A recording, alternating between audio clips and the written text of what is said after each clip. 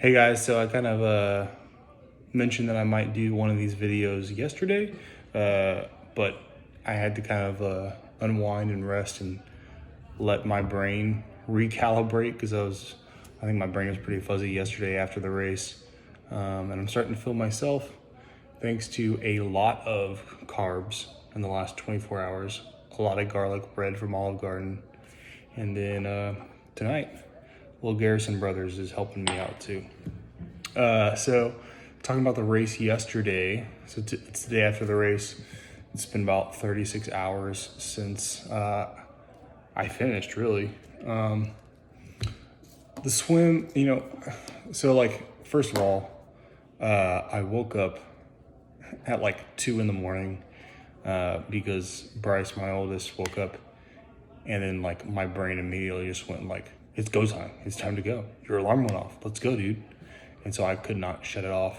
And so I came downstairs to hopefully let my wife sleep a little bit, so I wasn't just tossing and turning all night. And ended up going downstairs. And I think one thing that actually helped me was I was perusing through my phone, and I noticed that the tri-battle royale or whatever between Lionel Sanders and Jan Frodeno was going on at the same time. So like at that moment, I was like, well, Lionel Sanders' YouTube channel has the live stream. Let me log into that and let that just kind of run and give me a little inspiration and motivation. And that absolutely did the trick, man. Like I sat there and I just watched that thing.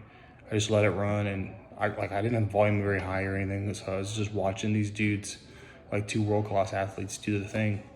And then I think I fell asleep for like another 45 minutes. Actually woke up to my alarm at 4 a.m., made a little coffee, had some toast with peanut butter, and then went and did the thing, man. I felt fine. Like everyone was very helpful. Like we're trying to set up for transition, learning about like which way should my front wheel be facing based on like the number where it is on the rack and all that stuff. Trying to figure out how to actually rack my bike. I knew it was a seat mounted or saddle mounted bike rack. I just like trying to figure out, okay, how do I get this thing off? How am I gonna get it back on after the ride, etc. And then I went and I checked out the swim, which was like right there, which was awesome. They actually changed the swim course like the day before. Apparently some folks in the neighborhood we were racing in had complained because they didn't like that the race went on like right behind their house. So they had changed the swim course, which I didn't really mind too much. We basically made a big rectangle of about 500 meters. According to my watch, I swam about 850 meters. And a huge reason of that is just because I had to pull off so many times, especially on that first leg, which was roughly 250 meters. That first straight shot out to the big buoy. I pulled off 4 times, I believe, according to Strava. I pulled off 4 times, just needed to sit off to the side, catch my breath, and figure some things out, kind of get my mind right. And then I'll go a little bit more, and then I'll go a little bit more. The biggest issue I had was going from one side of the lake to the other side, where there was really nowhere for me to stop and hold on to anything. There were a couple boats, kayaks, paddle boards out there for me to hold on to if I needed them. But when I was ready to cross, man, none of them were very close. Which there's no fault of theirs. It's just like, it was my time to go, man. I was ready to go. I knew it was about 100 meters from where I was to the other side of the lake. So I was like, all right, I just got to make this, man. There were a couple moments where I was just like struggling, couldn't keep my breath, couldn't keep my heart rate down. Luckily, I kind of I was like, okay, I just need to float on my back. I just need to float, man, relax a little bit. And so I did. I was able to, I'm a sinker. I don't float naturally. But the jersey I was wearing, I could let it catch a little bit of air and just kind of float on my back for like 2 or 3 seconds, and then kick a little bit, sit up a little bit more, and then turn over and start going again. And that was a huge kind of like turning point for the swim. I got over there, I sat down, like that was probably the longest break I had in the entire race. Probably sat there for, it felt like 2 minutes. It was probably like 30 seconds. Dude on the kayak saw me over there. He's like, "Hey man, you all right? You need me to come get you?" I was like, "I'm good, man. Just give me a couple seconds." He's like, "All right." And then took a couple seconds, put my goggles back on, and I went, and I actually did breaststroke, basically like that last 250, back into the last buoy to get out of the swim and go into T1. And I felt fine. Like, my cousin who has been racing for years, gave me some advice going into the race where it's just like, focus on the next buoy. Think to yourself, I just need to make it to that buoy. I need to make it to that buoy. I just need to get to the next buoy. Instead of thinking about like, I need to get to the big buoy at the end. Instead of getting the full 500, I was focused on getting to that next orange buoy.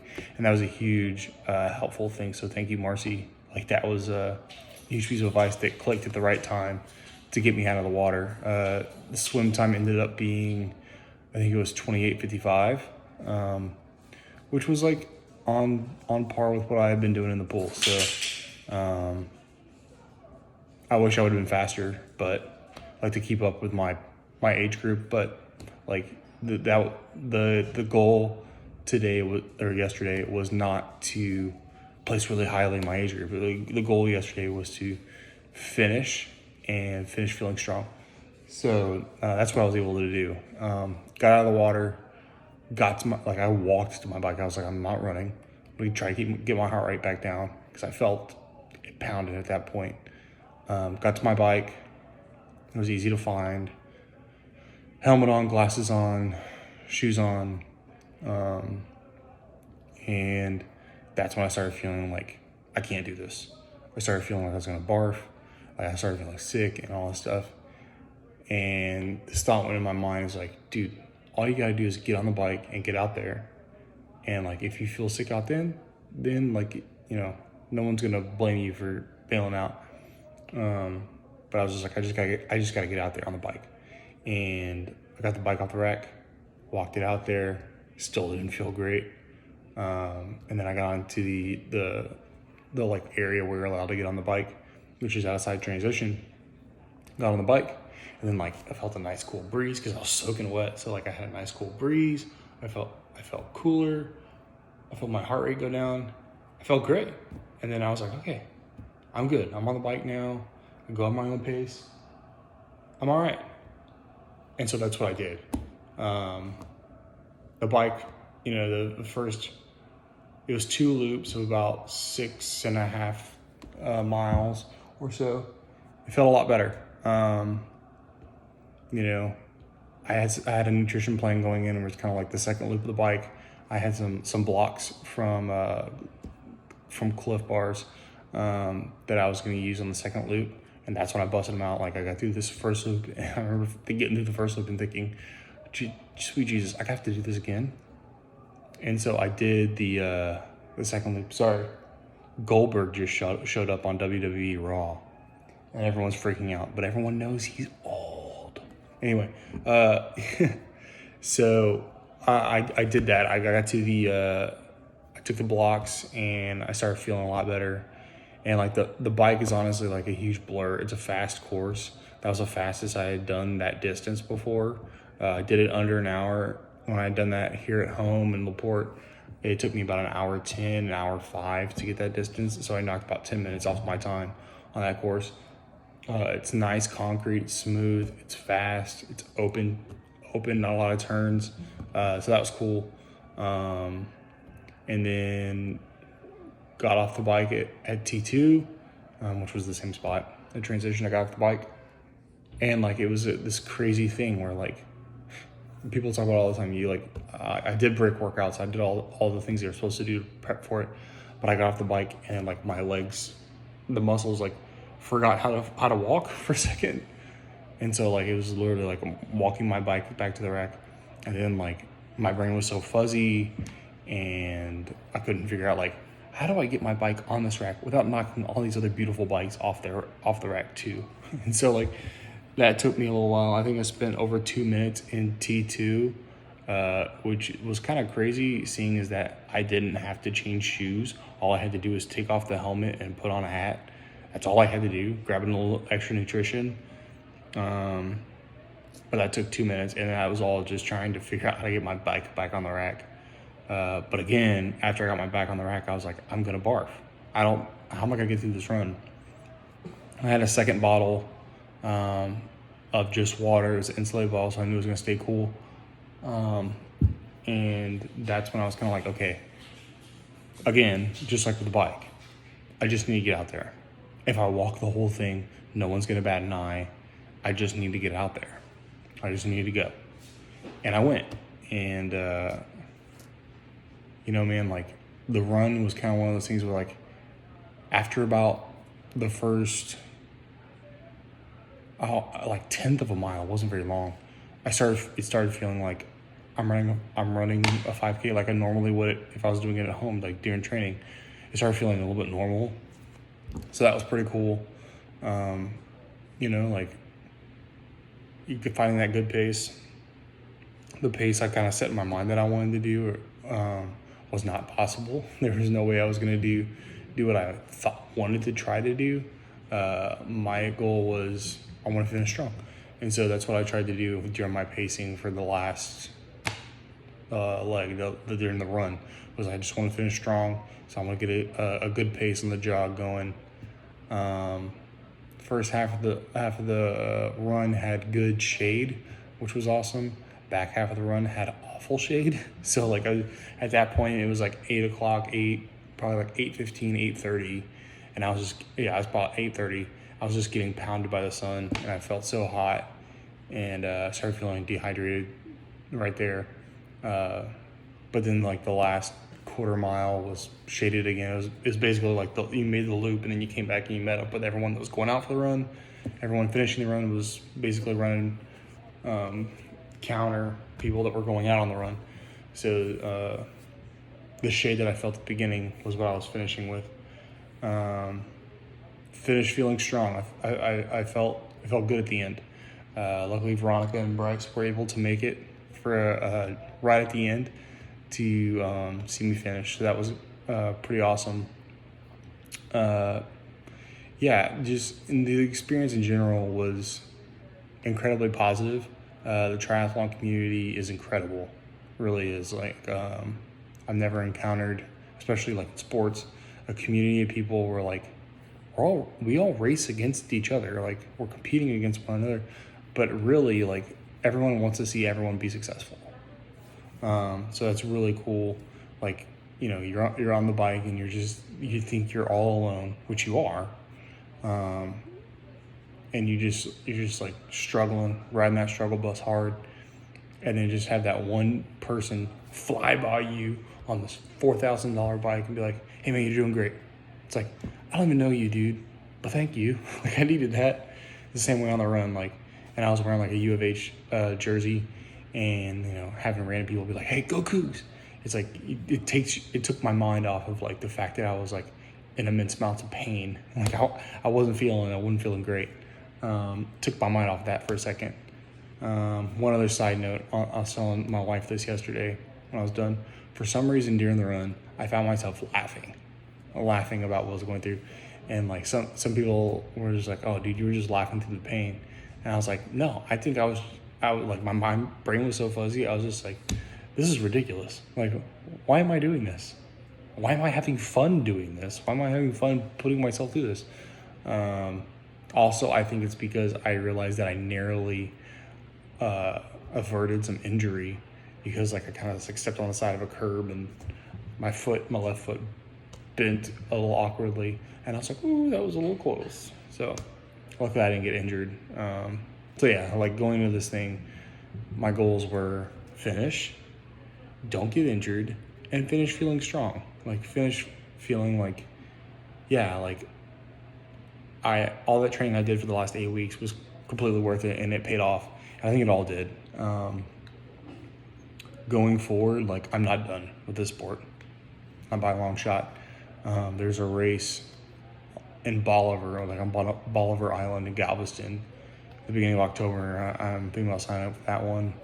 My wife thinks I'm crazy because being a high school band director, like that's the start of contest. We would have had a contest the day before, and then I wake up early, go do a race that day.